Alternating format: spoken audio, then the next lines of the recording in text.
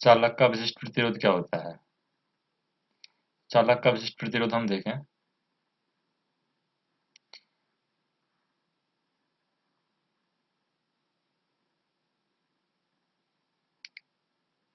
तो जो कॉपर चालक है उसका विशिष्ट प्रतिरोध, कॉपर चालक का विशिष्ट प्रतिरोध होता है चांदी के जो विशिष्ट प्रतिरोध है उससे अधिक होता है, क्योंकि कॉपर का विशिष्ट प्रतिरोध चांदी के विशिष्ट प्रतिरोध से अधिक होता है, क्योंकि चांदी में जो मुक्त इलेक्ट्रॉनों की संख्या है, चांदी के अंदर जो मुक्त इलेक्ट्रॉन है यानी कि जो फ्री इलेक्ट्रॉन है चांदी में, वो ज्यादा होते हैं। और इसकी वजह से हम कह सकते हैं कि कॉपर चांदी के अंदर कॉपर की तुलना में ज्यादा चालकता होती है, और चालकता ज्यादा होगी तो विशिष्ट प्रतिरोध उसका कम होगा, यानी कॉपर चालक का विशिष्ट प्रतिरोध है चांदी के विशिष्ट प्रतिरोध से अधिक होता है, यानी चांदी में विशिष्ट प्रतिरोध कम होगा।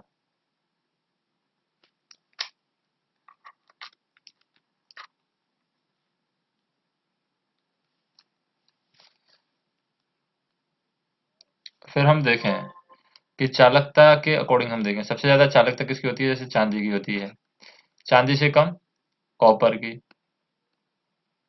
कॉपर से कम चालकता किसकी होती है, सोना की, और सोना से कम एल्युमिनियम की।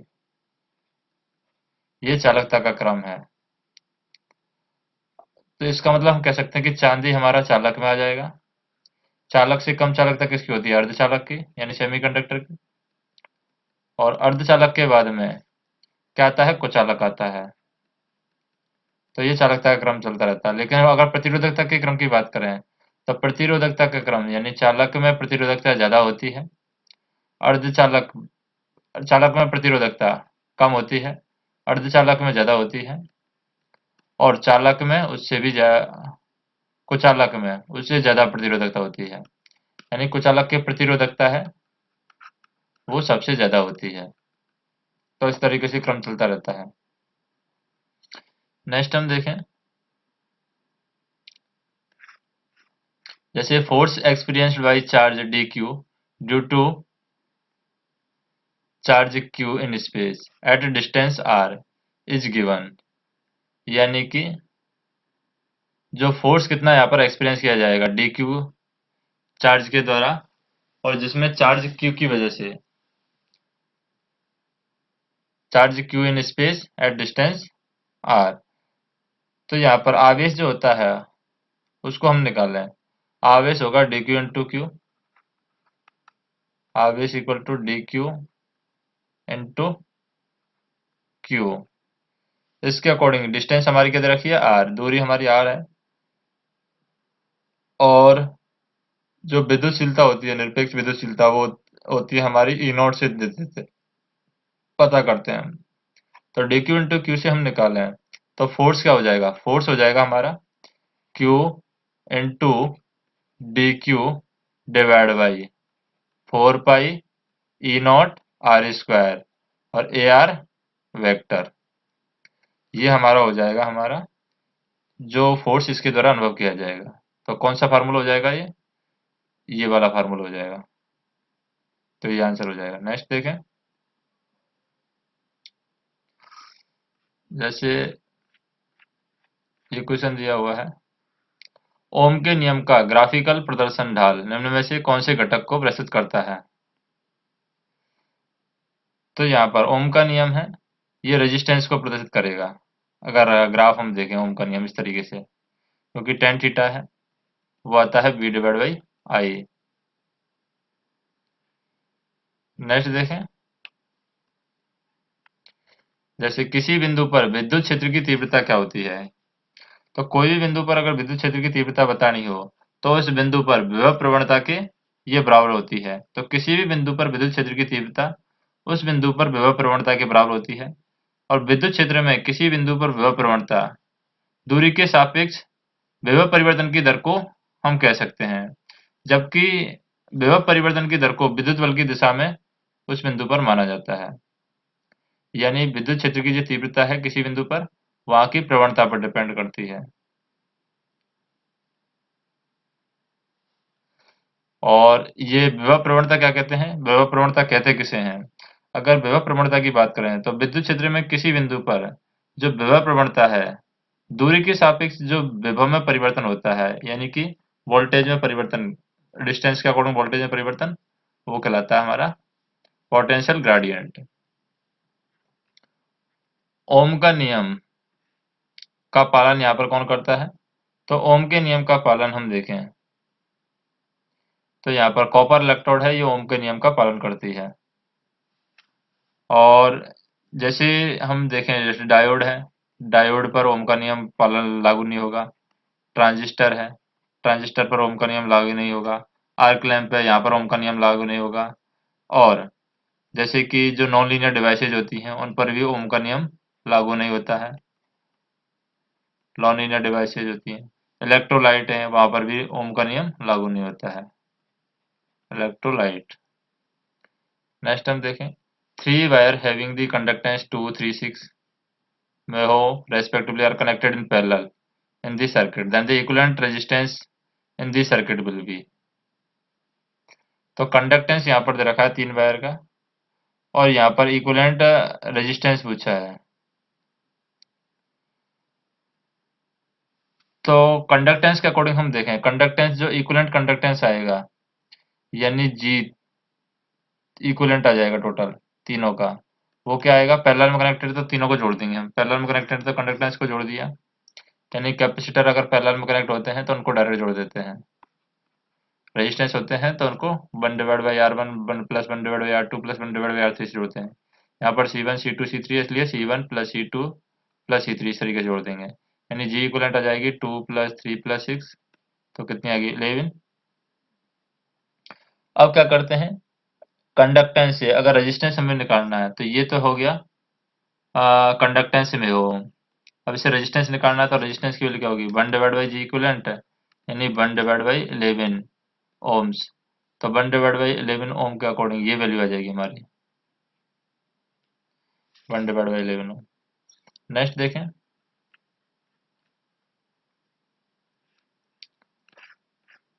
जैसे ये क्वेश्चन है, if 2.2 meter long conductor has a cross section area of 0.025 meter square and resistance of 5 ohm, find its resistivity। तो रेजिस्टिविटी हमें निकालनी है, तो यहाँ पर कंडक्टर की लेंथ दे रखी है 2.2 मीटर, तो L की वैल्यू होगी यहाँ पर 2.2, और एरिया यानी क्रॉस सेक्शन एरिया ए की वैल्यू हो जाएगी यहाँ पर, रेजिस्टेंस दे रखा है 5 ओम, और क्रॉस सेक्शन एरिया दे रखा है 0.025, तो एरिया होगा 0.025, और रेजिस्टेंस दे रखा है 5 ओम। हमें क्या निकालना है? प्रतिरोधकता निकालनी है, यानी R इक्वल टू होता है रो एल बाई ए, तो रो की वैल्यू निकालनी है तो क्या हो जाएगी? R into A divide by L. R कितना है? 5 इंटू ए कितना है? 0.025 डिवाइड बाई एल की वैल्यू कितनी है? 2.2। इसके अकॉर्डिंग सॉल्व करेंगे तो यह आ जाएगा 0.057 ओम मीटर, ये हमारा आंसर आ जाएगा। नेक्स्ट देखें, दो आवेशों के बीच लगने वाले बल के बारे में कौन से कथन सत्य हैं?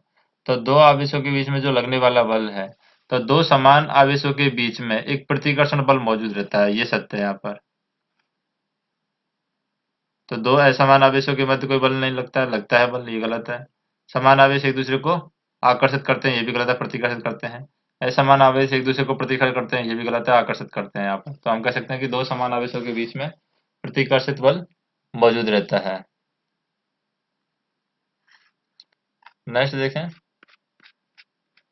जैसे कि electron revolve around the nucleus with the high velocity, which type of force act against the centrifugal force and keep the electron in their orbit। तो कौन सा टाइप का फोर्स है? अपकेंद्री बल के विरुद्ध किस प्रकार का बल लगता है जो इलेक्ट्रॉन को उसकी कक्षा में बनाए रखता है? तो एक तो होता है ग्रेविटेशनल फोर्स जो जमीन की तरफ लगता है, एक अंदर की साइड लगता है, जो अंदर की यानी कि जैसे यहाँ पर ऑर्बिट में एक इलेक्ट्रॉन घूम रहा है, एक बाहर की साइड बल लगता है, एक अंदर की साइड बल लगता है। अंदर की साइड जो बल लगता है वो तो दे रखा है इसमें सेंट्रीफ्यूगल फोर्स, लेकिन बाहर की साइड जो बल लगता है वो यहाँ पर नहीं दे रखा है। तो आकर्षण बल यहाँ पर होगा नहीं, आकर्षण आपका विद्युतीय शक्ति बल होगा नहीं, ये एडिसिव फोर्स यहाँ पर क्या हो सकता है। तो एडिसिव फोर्स की वजह से ये होगा, या इलेक्ट्रॉन फोर्स ऑफ अट्रैक्शन यानी आकर्षण का स्थिर विद्युत। तो जो इलेक्ट्रॉन को उसकी कक्षा में बनाए रखते हैं उसे क्या करते हैं, आकर्षण का स्थिर विद्युत बल यानी इलेक्ट्रोस्टैटिक फोर्स ऑफ अट्रैक्शन। तो इलेक्ट्रॉन नाभिक के चारों ओर बहुत तेजी से घूमते हैं, ये सेंट्रीफ्यूगल बल के विरुद्ध आकर्षण का स्थिर विद्युत बल को लगता है। तो इस सेंट्रीफ्यूगल फोर्स के विरुद्ध लगता है, इसकी वजह से ये घूमते रहते हैं, जो इलेक्ट्रॉन को उसकी कक्षा में बनाए रखता है। इलेक्ट्रॉन नाभिक के चारों ओर चक्कर लगाता है, और जिस पर अपकेंद्रीय बल लगता है, और यहाँ पर जिस पर अपकेंद्रीय बल यानी बाहर की तरफ बल लगता है, अपकेंद्रीय बल लगता है, और इस बल के कारण नाभिक इलेक्ट्रॉन पर स्थित विद्युत आकर्षण का बल लगता है, जिससे इलेक्ट्रॉन कक्षा को नहीं छोड़ पाता है, और इलेक्ट्रॉन सतत कक्षा का चक्कर लगाता रहता है। इलेक्ट्रॉन पर ऋण आवेश होता है, अगर इलेक्ट्रॉन पर आवेश की बात करें तो ऋण आवेश होता है।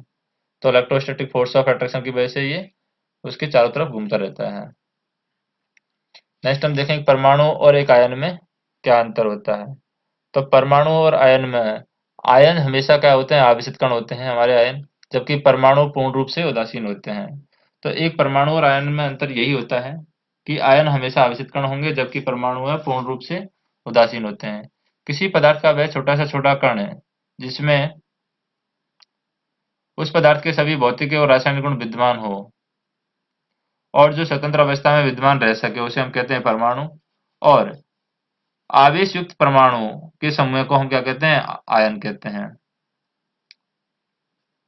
नेक्स्ट हम देखें, एक चालक में आवेश मौजूद है, इस आवेश को हटाने का सबसे उपयुक्त तरीका क्या है। तो चालक में से अगर आवेश हमें हटाना है तो सबसे सही तरीका क्या है, कंडक्टर को ग्राउंड करके हम आवेश को हटा सकते हैं। कोई भी चालक में उपस्थित आवेश को हटाने के लिए चालक को हमें ग्राउंड कर देना चाहिए। यदि किसी चालक पर आवेश विद्यमान है तो उस चालक को न्यूट्रल अवस्था में लाने के लिए चालक को पृथ्वी से जोड़ दिया जाता है, जिससे चालक का आवेश है पृथ्वी में चला जाता है और चालक आवेशहीन हो जाता है। पृथ्वी इलेक्ट्रॉन का भंडार होती है, इसलिए हम कह सकते हैं कि पृथ्वी है हमारी जो आवेशों का भंडार है। नेक्स्ट देखें,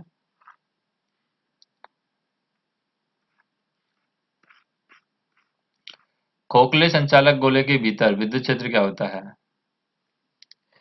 तो खोखले संचालक गोले के भीतर जो विद्युत क्षेत्र होता है वो जीरो होता है। कोई भी खोखला के अंदर विद्युत क्षेत्र की बात करें तो जीरो होता है।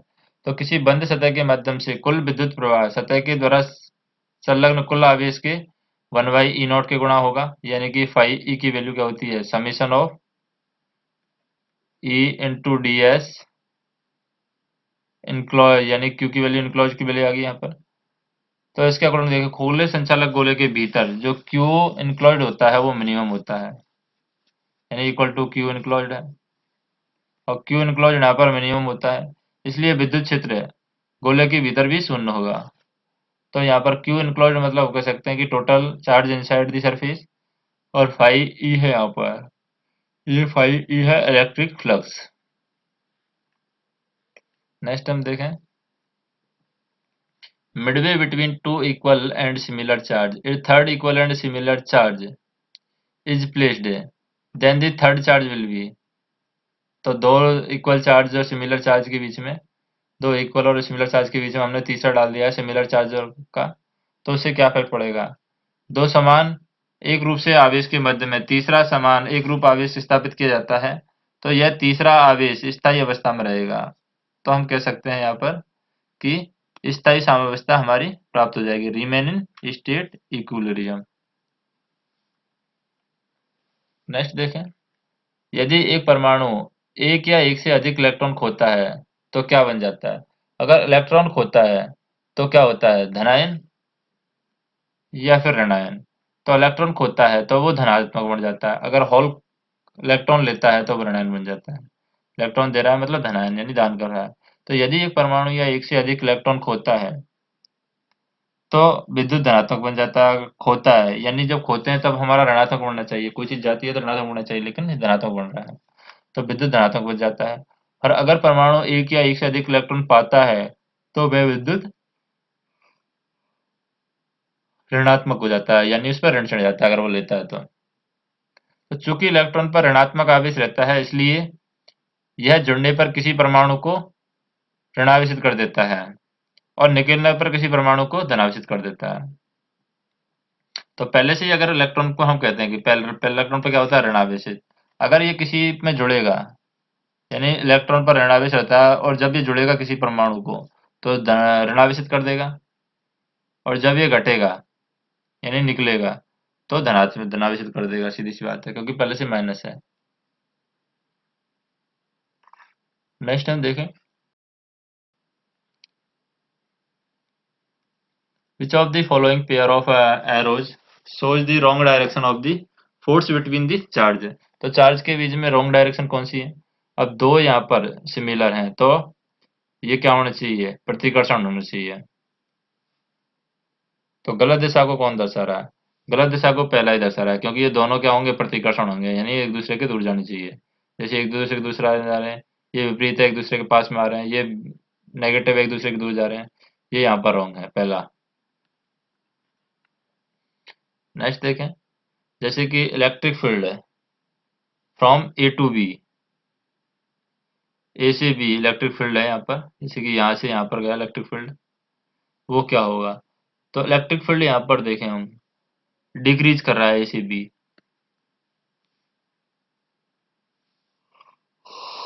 क्योंकि इलेक्ट्रिक फील्ड का जो फार्मूला होता है, E naught equal to 1/4 pi E naught one Q divide by R square.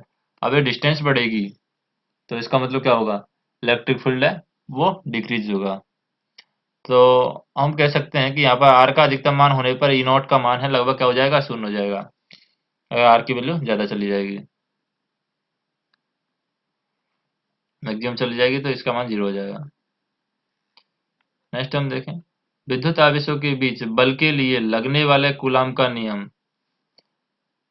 किसके बराबर है? तो लगने वाला जो कूलाम का नियम है वो न्यूटन के गुरुत्वाकर्षण नियम के बराबर जैसे हैं। Coulombs law for the force between the electric charge closely resembles with the Newton's law of gravity, यानी विद्युत आवेशों के बीच लगने वाला कूलाम का नियम लगभग न्यूटन के गुरुत्वाकर्षण नियम के तहत ही होता है। कूलाम के नियम के अनुसार दो आवेशित बीच वस्तुओं के या बिंदुओं के बीच बल आवेश की साम्यावस्था के गुणनफल के बीच समानुपाती होता है और माध्यम की प्रकृति पर निर्भर करता है जिसमें ये आवेश रखे जाते हैं। नेक्स्ट देखें, जैसे कि आवेशित कणों के कारण बल रेखाएं होती हैं, यानी बल रेखाओं पर क्या इफेक्ट पड़ता है आवेशित कणों के कारण?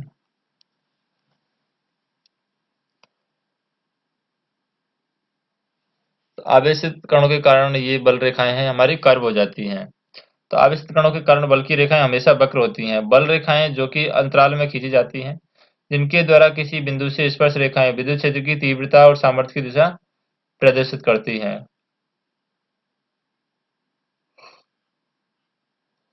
ओम के नियम की शर्तें क्या हैं? तो ओम के नियम की शर्त यह, पहली शर्त तो ये है कि ओम के नियम में तापमान है वो स्थिर रहना चाहिए, ये ओम के नियम की शर्त है।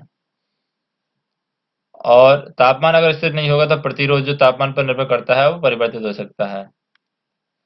अब यहाँ पर हम देखें, धारा वाहक चालक में चुंबकीय रेखाओं की दिशा क्या होगी? तो दिशा की बात करें तो कैसे निकालेंगे? फ्लेमिंग का बाएं हाथ रूल लगाएं, बाएं हाथ के रूल में लगाएं हम, तो हमारा अंगूठा बाहर की साइड रहेगा।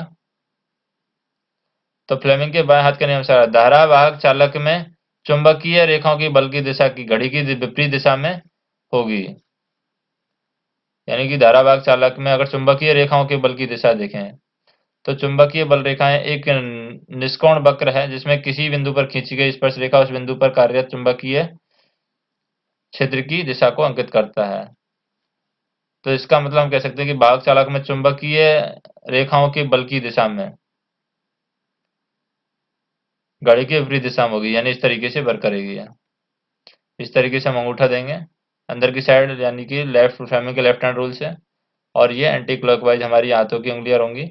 इसके अकॉर्डिंग हम कह सकते हैं कि धारावाहक चालक में चुंबकीय रेखाओं के बल की दिशा घड़ी की विपरीत दिशा में होती है।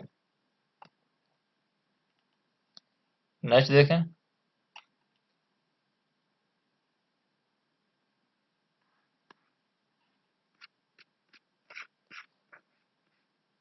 What is required to remove the static electricity from machinery.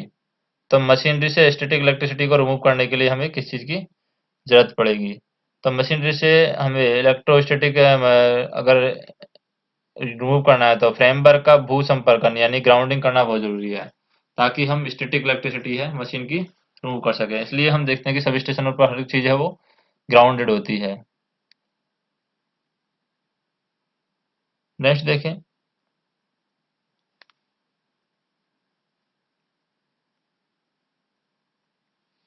अगर हमें मशीनरी भाग से स्थैतिक विद्युत को हटाने के लिए मशीनरी के जो आयरन भाग है उसको भूसंपर्कित हमें करना होता है, यानी कि ग्राउंड हमें करना होता है। इलेक्ट्रिक फील्ड ऑफ 100 किलोवाट पर मीटर इज इक्वल टू, तो 100 किलोवाट पर मीटर इक्वल टू ये हो जाएगा 100 वोल्ट पर एम एम। तो ये कैसे निकालते हैं, 100 किलोवाट पर मीटर विद्युत क्षेत्र में 100 वोल्ट पर एम के बराबर होता है। तो विद्युत क्षेत्र क्या होता है, E equal to 100 into K V divide by M. अब 1 kg यानी 1 kilo equal to 1000, 1 metre equal to 1000 mm। तो हम कह सकते हैं कि ई की वैल्यू क्या हो जाएगी, 100 इंटू 1000 डिवाइड बाई 1000 mm। तो इससे कैंसिल आउट हो जाएगा, यानी कि 100 वोल्ट पर एम आ जाएगा। धातु की वैद्युत चालकता विशिष्ट रूप से किस क्रम में होती है।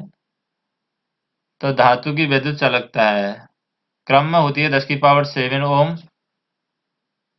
के अकॉर्डिंग होती है, यानी 10⁻⁷ ओम के आसपास ये धातु की विद्युत चालकता का विशिष्ट रूप में इस यही क्रम होता है।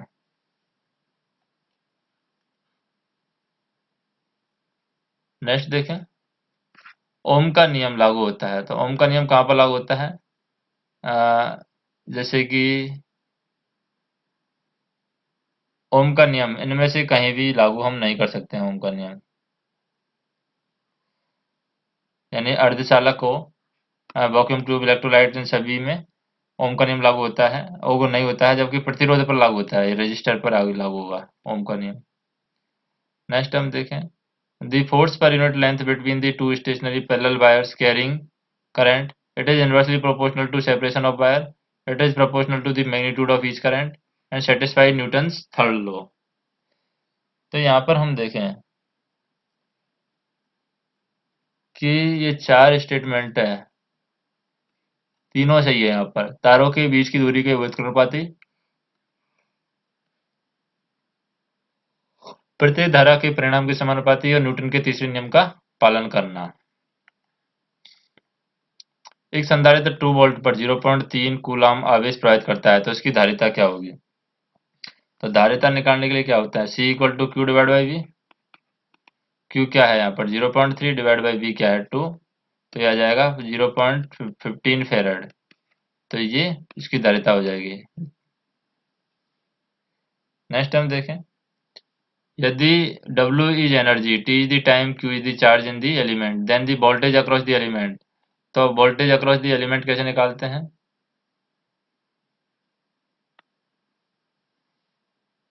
वोल्टेज अक्रॉस द एलिमेंट,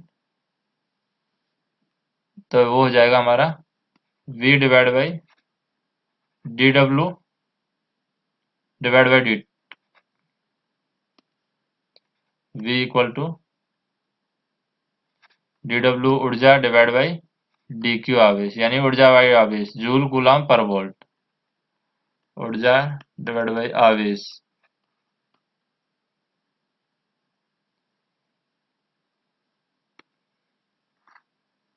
तो ये हो जाएगा हमारा DW डिवाइड बाई DQ। तो इलेक्ट्रॉनों को यहाँ पर वोल्टेज वह बल है जो किसी परिपथ में इलेक्ट्रॉनों को गति प्रदान करता है। तो किसी विद्युत सेल या जनरेटर का विद्युत वाहक बल या वोल्टेज ऊर्जा का वहमान होता है जिसे जो एक कूलाम आवेश प्रवाह से प्राप्त होता है। ऊर्जा और किया गया कार्य कूलाम आवेश और स्रोत का विद्युत वाहक बल या वोल्टेज कहलाता है। स्थिर परमाणु का आवेश क्या होगा? स्थिर परमाणु का आवेश, तो स्थिर परमाणु का आवेश है अनचार्ज्ड यानी कि आवेश रहित होता है स्थिर परमाणु। स्थिर परमाणु पर कोई आवेश नहीं होता है। धनात्मक आवेश किसी परमाणु द्वारा इलेक्ट्रॉन त्यागने पर आता है, जबकि ऋणात्मक आवेश किसी परमाणु के द्वारा इलेक्ट्रॉन ग्रहण करने पर आता है। जबकि परमाणु उदासीन होता है क्योंकि इलेक्ट्रॉन और प्रोटॉन की संख्या बराबर होती है, जिस पर विपरीत प्रकृति का परंतु समान मात्रा में आवेश कराया जाता है, और फलतः संपूर्ण परमाणु उदासीन होते हैं। नेक्स्ट हम देखें एक शरीर पर विद्युत आवेश की शर्त का कारण क्या है। एक शरीर पर यानी शरीर पर आवेश आने का कारण इलेक्ट्रॉन में वृद्धि या कमी है। परमाणु के द्वारा इलेक्ट्रॉन त्यागने या ग्रहण करने में परमाणु शरीर पर विद्युत आवेश आता है। स्वतंत्र अवस्था में परमाणु उदासीन होता है क्योंकि इलेक्ट्रॉन और प्रोटॉन की संख्या बराबर होती है, जिन पर विपरीत प्रकृति का परंतु बराबर मात्रा में आवेश पाया जाता है, और फलतः संपूर्ण परमाणु उदासीन होता है। चालक गोले के अंदर हमेशा स्थिर रहता है। तो चालक गोले के अंदर क्या स्थिर रहता है? चालक गोले के अंदर पोटेंशियल हमेशा स्थिर रहता है। यानी गोले के अंदर सभी जगह विभव का मान हमेशा समान रहता है, जबकि विद्युत तीव्रता का मान है तो गोले के अंदर वो शून्य होता है। Inside the charge sphere conductor equal to 0 होगा उसके अकॉर्डिंग, यानी हम कह सकते हैं कि ई की value dv by ds equal to 0। तो एक कूलाम आवेश में जमा इलेक्ट्रॉनों की संख्या क्या होगी? एक कूलाम आवेश में जमा इलेक्ट्रॉनों की संख्या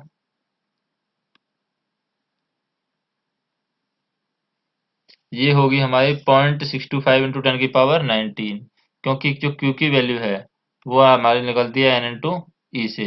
E की वैल्यू है 1.6 इंटू 10 की पावर -19। तो इसके अकॉर्डिंग हम देखें Q की वैल्यू 1 है, तो 1 डिवाइड बाई 1.6 इंटू 10 की power -19 that is equal to 0.625 into 10 की पावर 19। निर्वात की विद्युतशीलता क्या होती है? तो निर्वात की जो विद्युतशीलता है वो होती है 8.854 इंटू 10 की पावर -12 FM। यहाँ पर हम देखें solid sphere made of insulating material has the radius of r and has a total charge of q distributed uniformly in its volume.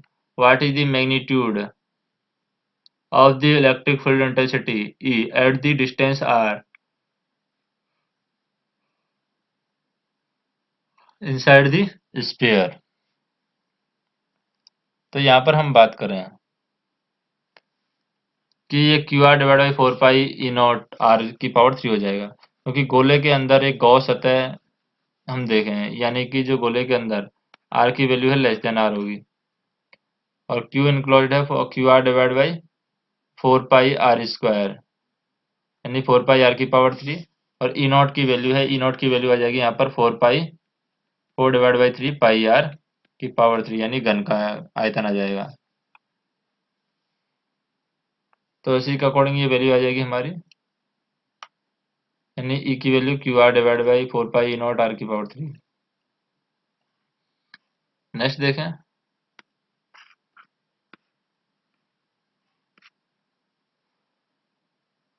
जैसे the electric field and strength at distance point due to the point charge q located at the origin it 100 micro volt per meter if the point is now enclosed by the perfectly conducting sheet sphere at the point p outside the sphere become, तो outside the sphere become 0, क्योंकि हम यहाँ पर देखें कि जो point charge है plus Q, धातु चादर क्षेत्र की सतह पर एक चार्ज होगा माइनस क्यू, तो इसके अकॉर्डिंग जो एक बंद सतह के माध्यम से गुजरने वाला जो नेट विद्युत फ्लक्स है, एक बार प्लस क्यू होगा एक माइनस क्यू, तो ये इक्वल टू 0 हो जाएगा फाइनली। एक समान दिशा में धारा ले जाने वाले दो समांतर चालकों को एक दूसरे के समीप रखा जाता है, तो चालक यहाँ पर क्या अनुभव करते हैं? तो चालक यहाँ पर एक आकर्षण बल अनुभव करते हैं। अगर दो चालक जा रहे हैं सेम दिशा में, समान धारा ले जा रहे हैं, तो आकर्षण बल अनुभव करेंगे। किसी विद्युत परिपथ में इलेक्ट्रॉनों का प्रवाह निर्धारित करता है। any electric circuit, the flow of electron constitute the विद्युतीय धारा, an electric current। तो किसी भी विद्युत के परिपथ में इलेक्ट्रॉन के प्रवाह से एक विद्युत धारा बनती है और उसकी वैल्यू क्या देते हैं, I equal to divide by Q divide by T देते हैं। नेक्स्ट हम देखें, दो धारावाही चालकों के मध्य लगने वाले बल को ज्ञात करने वाला नियम कौन सा है? तो दो धारावाही चालक है, यानी कि दो law used for determine the force between the to current carrying conductor. तो करंट कैरिंग कंडक्टर के अकॉर्डिंग ये वैल्यू क्या आ जाएगी, वायो-सेवर्ट्स नियम कहलाता है ये। दो धारावाही चालकों के मध्य लगने वाले बल को वायो-सेवर्ट्स के नियम से प्राप्त करते हैं। यदि दोनों चालकों में धारा की दिशा समान है तो लगने वाला बल आकर्षण प्रारूप का होगा, और यदि दोनों चालकों में बहने वाली धारा की दिशा विपरीत है तो लगने वाले बल की दिशा भी विपरीत होगी। तो फोर्स का डायरेक्ट फार्मूला हो जाता है यहाँ पर mu naught I1 I2 into L divide by 2 pi D। इसके अकॉर्डिंग D यहाँ पर तारों के बीच की दूरी है, I1 I2 तार की धाराएं हैं, म्यू नॉट नियतांक है और L यहाँ पर तार की लंबाई है। नेक्स्ट हम देखें, स्थितिक विद्युत आवेश के चारों ओर का क्षेत्र क्या होगा? तो स्थितिक विद्युत आवेश के चारों ओर का क्षेत्र इलेक्ट्रिक फील्ड यानी विद्युत क्षेत्र होगा। तो अस्थिर विद्युत आवेश के चारों ओर का क्षेत्र हम देखें, यानी कि F equal to Q into E. तो E की वैल्यू क्या हो जाएगी, E की वैल्यू हो जाएगी F divide by Q N oblique C के अकॉर्डिंग। तो D की वैल्यू हो जाएगी यहाँ पर क्या हो जाएगी, Q डिवाइड बाई ए, और A की वैल्यू एरिया हो जाएगा 4 पाई r स्क्वायर। तो D इक्वल टू हो जाएगा ई नॉट ई आर किसी भी माध्यम में, और D इक्वल टू हो जाएगा ई नॉट किसमें, एयर में। कौन सा अदिश राशि है? अदिश राशि हम देखें यहाँ पर, तो ये विद्युत विभव एक अदिश राशि है, बाकी बल है सदिश राशि है। तो विद्युत विभव अदिश राशि है, ये राशियां जिसमें परिणाम तो होता है लेकिन दिशा नहीं होती है, उन्हें अदिश राशि है यानी स्केलर क्वांटिटी या राशि कहते हैं। उदाहरण के लिए हम देखें, द्रव्यमान है, घनत्व, समय, चाल, आयतन, ऊर्जा, विद्युत धारा, तापमान आदि वे राशियां जिनमें परिणाम और दिशा दोनों परिवर्तित होते हैं, उन्हें सदिश राशियां कहते हैं। उदाहरण के लिए बल, विस्थापन, विद्युत धारा, धारा घनत्व, विद्युत ध्रुव, आघूर्ण और चाल प्रवणता आदि। नेक्स्ट हम देखें,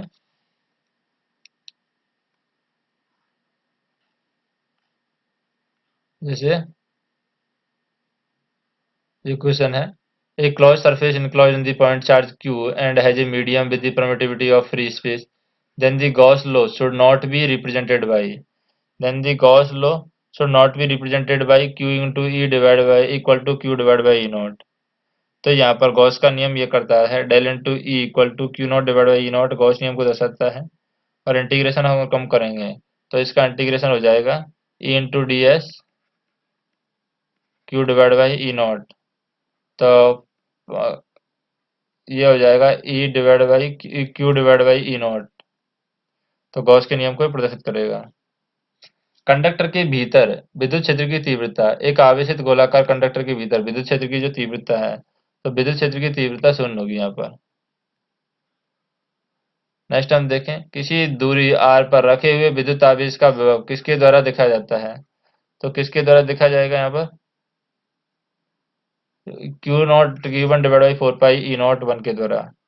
तो किसी भी दूरी r पर रखे हुए बिंदु आवेश का विभव Q1 divide by 4 pi E0 QR द्वारा देखा जाता है। कूलाम के नियम के अकॉर्डिंग हम देखें कि K की वैल्यू क्या होती है, 1 डिवाइड बाई 4 पाई E0।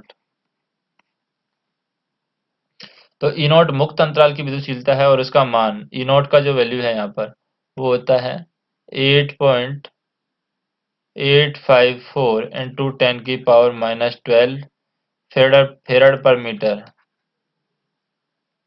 और यदि आवेश Q1 और विभव के बीच की दूरी r हो तो वो हम निकाल लेते हैं, v divide by equal to Q1 divide by 4 pi E naught r।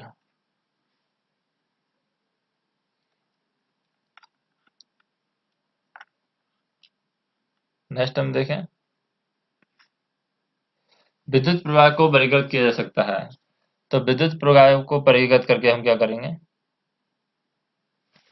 Conduction, convention यानी कि संवहन, और डिस्प्लेसमेंट यानी विस्थापन, इनके द्वारा इनको विद्युत प्रवाह को वर्गीकृत किया जाता है। तो चालन विद्युत धारा, किसी चालक में जब आवेश का प्रवाह एक स्थान से दूसरे स्थान तक होता है तो उसे चालन विद्युत धारा कहते हैं। विस्थापन विद्युत प्रवाह में क्या होता है, विस्थापन विद्युत प्रवाह तभी होता है जब विद्युत क्षेत्र समय के साथ परिवर्तित होता है। संवहन विद्युत प्रवाह क्या होता है, जब धारा का प्रवाह किसी विद्युतरोधी पदार्थ जैसे कि द्रव, रेनफॉल, गैस और निर्यात में होता है, उससे संवहन विद्युत प्राप्त होती है। यदि एक वोल्टेज में त्वरित परिवर्तन होता है तो इससे जुड़े प्रतिरोध में प्रवाहित धारा हो गया होगी। तो इससे जुड़े प्रतिरोध में प्रवाहित धारा है वो तुरंत बदल जाएगी। तो यदि एक वोल्टेज में त्वरित परिवर्तन होता है तो इससे जुड़े प्रतिरोध में प्रवाहित धारा तुरंत बदल जाएगी, क्योंकि प्रतिरोध धारा परिवर्तन की विरोध नहीं करता है, जबकि इंडक्टर धारा में परिवर्तन का विरोध करता है। तो अचालक के अक्रॉस लगाई गई वोल्टेज के लिए जब वायु के गुच्छे सापेक्ष विद्युतशीलता यानी कि 5 के अचालक के अंदर फंस जाते हैं, तो वायु गुच्छे के अंदर तनाव और अचालक के अंतर तनाव का अनुपात कीजिए। उनके बीच जो अंतर तनाव है वो कैसे निकालते हैं हम, E समानुपाती 1 divide by E naught E R. तो इसके अकॉर्डिंग हो जाएगा E एयर का divide by E dielectric का, ये हो जाएगा mu naught mu R divide by mu naught, यानी 5 के इक्वलेंट आंसर आ जाएगा। Point charge of -10 newton coulomb यानी nano coulomb 10 nano coulomb are located in free space, unit space पर रहा हुआ। What is the energy stored in the field, तो field energy क्या होगी यहाँ पर, तो फील्ड एनर्जी कैसे ज्ञात करेंगे यहाँ पर, यानी कि फील्ड एनर्जी का फार्मूला हो जाएगा W equal to Q1 divide by 2 omega यानी V1 plus Q2 divide by 2 V2। इसके अकॉर्डिंग सॉल्व करेंगे हम, तो V1 और V2 की वैल्यू यहाँ पर चेंज हो गई है। V1 की वैल्यू आ गई है यहाँ पर 1 divide by 4 pi E naught E R, और Q2 डिवाइड बाई R इस तरीके से ही पेरेंट्स के लिए होगी, यानी Q2 डिवाइड बाई 2, यहाँ पर भी Q2 डिवाइड बाई 2 है, 1 divide by 4 pi E not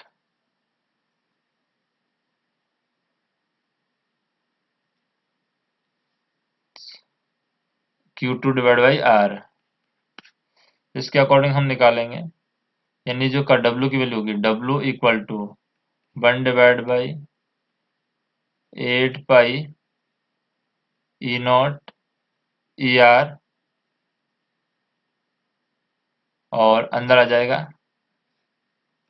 Q1 Q2 divide by 2 plus Q1 Q2 divide by 2।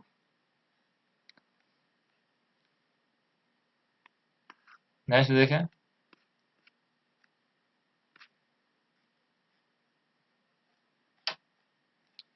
जैसे ये है A uniform plane wave has a wavelength of 2 centimeter in free space and 1 centimeter in perfect dielectric. What is the relative permittivity of dielectric? तो relative permittivity है dielectric की क्या हो जाती है, वो आ जाएगी यहाँ पर 4 के आसपास। किस तरीके से आएगी, क्योंकि जो लैम्बडा होता है वो होता है 2 pi divide by omega under root mu into E. इसके अकॉर्डिंग, तो इसके अकॉर्डिंग म्यू यहाँ पर आ जाएगी एप्सिलॉन R2 की value 4। The ability of charged bodies to extract force on the one another is attribution to the existence in the existence of electric field यानी विद्युत क्षेत्र। तो आवेश वस्तुओं के एक दूसरे पर बल लगाने की क्षमता विद्युत क्षेत्र के कारण होती है। किसी आवेश और आवेश समुदाय के चारों ओर वह क्षेत्र जिसमें कोई दूसरा आवेश रखने पर वह उसके ऊपर आकर्षण या प्रतिकर्षण बल का अनुभव करते हैं, विद्युत क्षेत्र की यानी विद्युत के क्षेत्र कहते हैं। और ई की वैल्यू क्या होती है? Force divide by Q.